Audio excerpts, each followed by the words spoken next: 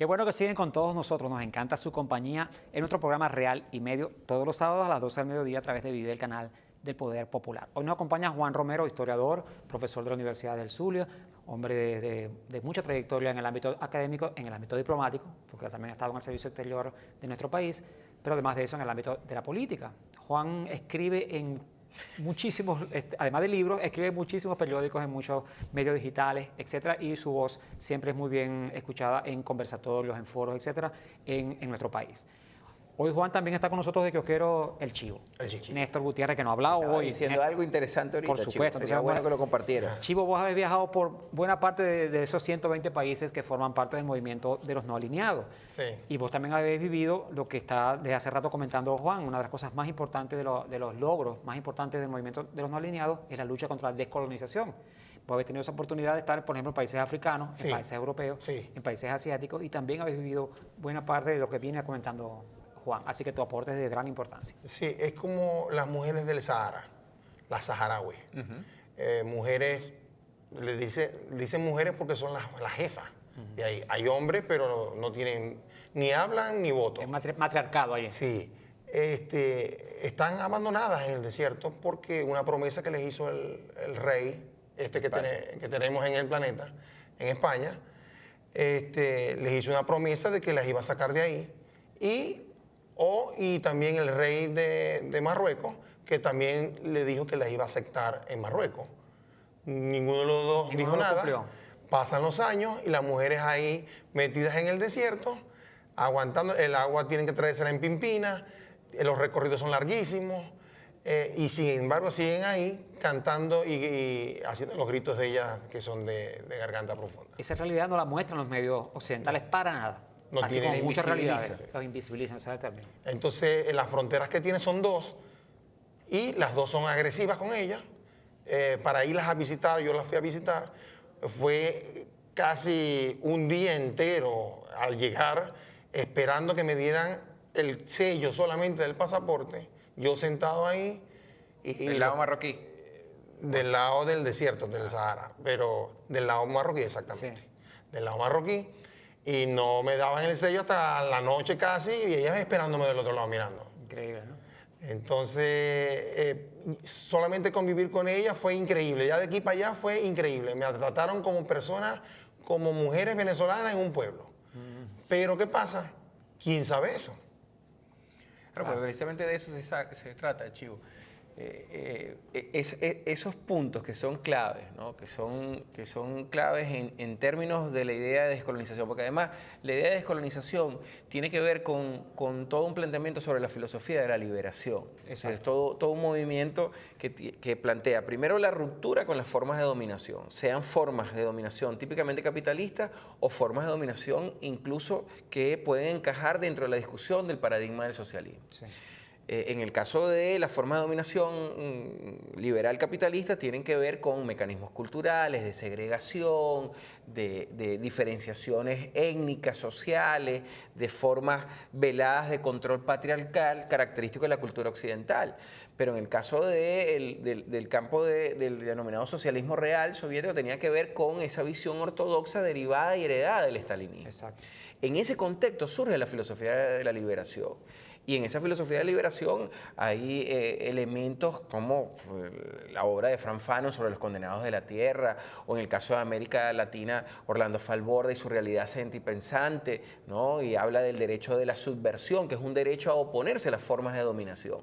Sobre eso se desarrolla el pensamiento de la filosofía de la liberación, cuya una de las figuras esenciales es Enrique Dussel, pero se trató de una aventura de Sousa dos Santos, está Samir Amir, que plantean una nueva idea de la política, una idea de la política alejada de dos polos que han sido característicos de las formas de dominación simbólica del mundo cultural. Una es la idea maquiavélica de la política, el fin justifica los medios. Exacto. Y el segundo es la idea de la política como negociación. Sí. Yo tengo poder, yo ejerzo poder como concejal, etcétera, y negocio contigo, Archivo, en algo que me conviene, porque Archivo maneja una comunidad que me genera un conflicto. Archivo, ¿qué queréis vos? Esa forma de hacer la política es una forma alienada de hacer la política, tomando de nuevo el sentido marxista. Y sobre eso surge la filosofía de la liberación. Es decir, la liberación no es solo una liberación de los controles de la política, sino la liberación es una forma de perder la enajenación que el propio control hegemónico ejerce sobre el hombre. Y esa es la base del movimiento de los no alineados. Es decir, la liberación debe implicar una ruptura con las colonias, con las metrópolis que controlan e imponen patrones, y en segundo término debe permitir un autorreconocimiento de la condición humana. Exacto. Es una herencia histórica que no pierde vigencia. Eso que está diciendo Juan nos da pie para que compartamos con todos nuestros usuarios y usuarias una cápsula en la que precisamente se habla de ese surgimiento histórico del movimiento de no alineados, y continuamos la conversación tanto con el Chivo como con Juan Romero. Ya volvemos. Después de la Segunda Guerra Mundial, surgió un nuevo conflicto geopolítico e ideológico llamado Guerra Fría. Con ello se constituyó el Movimiento de Países No Alineados, una agrupación de estados para enfrentar de forma neutral la problemática existente en ese momento. Al finalizar dicho conflicto, la Organización de Países No Alineados sigue trabajando para la integración mundial. El Movimiento de Países No Alineados se estableció oficialmente en la Conferencia de Belgrado en 1961. Lo conforman 120 estados de África, América Latina y el Caribe, Europa Oriental y Asia, además de movimientos de liberación. Venezuela participó por primera vez en un encuentro del grupo en 1964, pero solo como país observador. No fue hasta 1989 que ingresó como miembro pleno en la 9ª cumbre, celebrada en Belgrado. Venezuela asumirá la presidencia del Movimiento de Países No Alineados y será el tercer país latinoamericano en liderar el movimiento. Antes lo hicieron Cuba y Colombia. Bien, con esa cápsula ubicamos también parte de lo que Juan venía comentando del surgimiento de los no alineados. Juan, la cumbre ha tenido detractores, evidentemente, y detractores que hablan incluso de que la cantidad de países que iban a venir era una cantidad pobre, en vez de 120 venían 19, se estaban refiriendo nada más a los jefes de Estado. Pero históricamente, Juan, podemos conversar sobre eso, ¿cuál ha sido la participación de los jefes de Estado, como jefes, como tal? El hecho de que un jefe de Estado no venga no quiere decir que el país no está representado. El movimiento incluye 120 países, que es el 60% de los países de las Naciones Unidas. Esa matriz de opinión, por supuesto, evidentemente buscaba quitarle relevancia, quitarle significación a esta cumbre, y que fuera en Venezuela, que se desarrollara, pero además de eso, que Venezuela en ese momento recibiera, como de hecho lo está haciendo, la presidencia pro tempore del movimiento no alineado. Mira, ahí hay varios elementos, ¿no? Lo primero es que en las cumbres de movimiento no alineado se pueden distinguir dos etapas claramente. Uno, entre la cumbre de Bandung en 1956 inicial, que propone los 10 principios de Bandung, de los cuales ya hemos conversado, a la instalación formal del movimiento no alineado en 1961, hasta casi la etapa en la cual el bloque soviético hace crisis. Es una etapa de alta concurrencia, de países muy diversos. Por ejemplo, señalarte que Japón fue uno de los países fundadores de los movimientos no alineados. Yemen, Libia, Irak, Siria fueron parte de algunos de los países fundadores. Y en esa etapa que termina hasta inicios de la década del 90 del pasado siglo XX, hubo una concurrencia bastante significativa. Después, producto del falso auge del triunfo de la idea de Francis Fukuyama, la idea hegeliana del fin de la historia y del triunfo del capitalismo, hubo una especie de bajón. Y entramos a una etapa donde en la cumbre la asistencia de jefes de Estado o de primer ministro, de gobierno, oscila entre 18, 20, 22. Eso ha sido muy normal, muy constante. Por lo tanto, Venezuela se ubica dentro de ese promedio en esta nueva etapa. Ahora, la concurrencia es casi de los 120, creo que vienen 113 países, una concurrencia muy alta, porque si bien solo vienen, en este caso, podemos llegar a 19 jefes de Estado de gobierno, vienen embajadores, vienen cancilleres, vienen vicecancilleres, vienen responsables de la política exterior de esos 113 países que aproximadamente van a estar asistiendo, y eso habla del valor y el significado y la permanencia de la trascendencia histórica de los acuerdos de Bandung. Porque, insisto, los temas de Bandung y los elementos conceptuales que aplica Bandung tienen total vigencia. La discusión sobre la descolonización es la discusión que llevan los migrantes que están penetrando a Europa huyéndole al conflicto sirio o huyéndole a los problemas de pobreza del Magreb africano. Tiene que ver con el propio debate que dentro de la Comunidad Económica Europea llevó a Inglaterra a decir no en este momento. Es un debate sobre la segregación, sobre una perspectiva de integración. Separarse de la Unión Europea. Sobre separarse del bloque.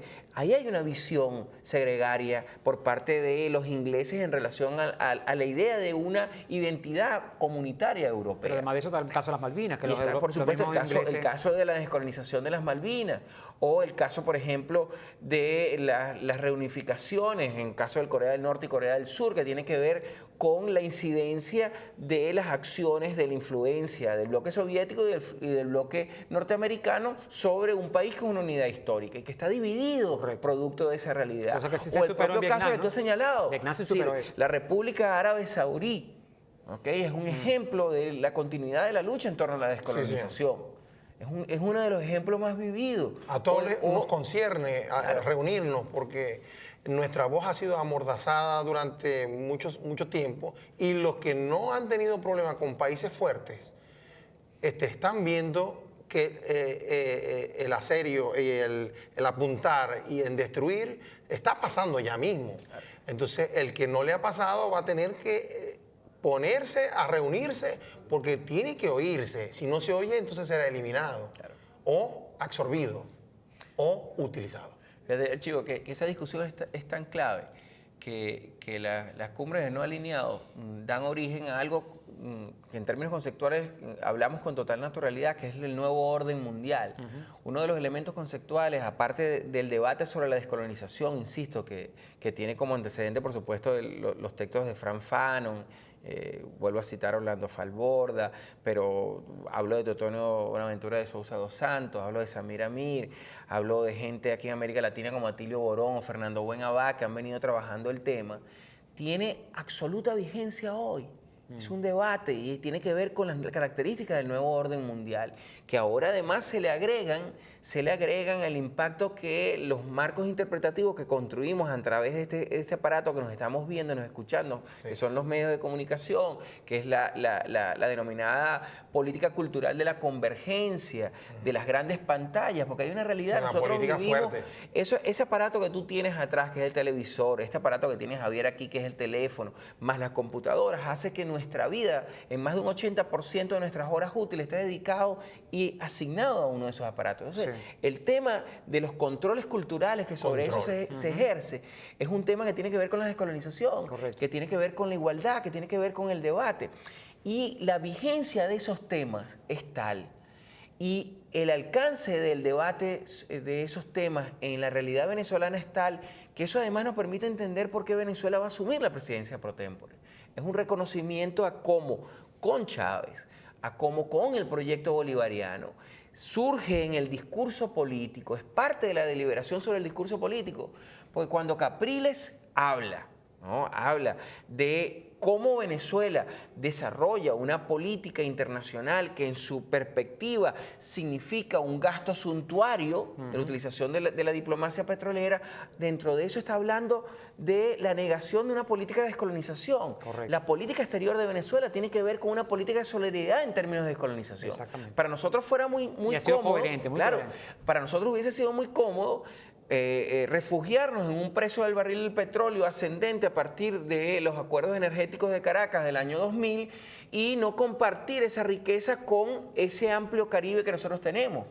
Pero Chávez entendió que era necesaria una política de descolonización hacia el Caribe, porque era paradójico la posición histórica que había asumido Venezuela, teniendo 550.000 kilómetros de mar territorial, plataforma económica exclusiva y plataforma continental en el Mar Caribe, que nosotros no tuviéramos una política que atendiera nuestra fachada caribeña. Además, teniendo petróleo.